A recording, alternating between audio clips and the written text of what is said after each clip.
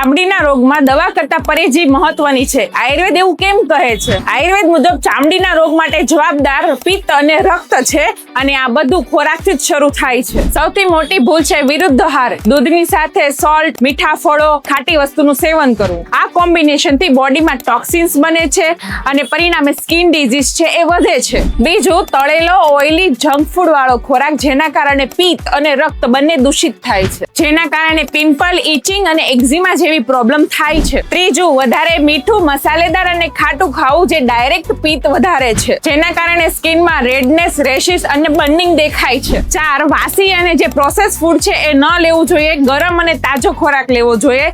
આયુર્વેદ કહે છે કે જેવો ખોરાક લેવો છો તેવું રક્ત બને છે. સિમ્પલ વાત છે, સ્કિન પ્રોબ્લેમ બહારથી નહીં પણ અંદરથી શરૂ થાય છે. રક્ત શુદ્ધ થવાથી સ્કિન આપોઆપ સારી થાય છે. માટે પરેજી એ જ સાચી ટ્રીટમેન્ટ છે. જો તમે પણ વધુ પડતી સ્કિન પ્રોબ્લેમથી પરેશાન હો અને આયુર્વેદિક ગાઈડ ઈચ્છતા હોય તો કમેન્ટ કરો સ્કિન.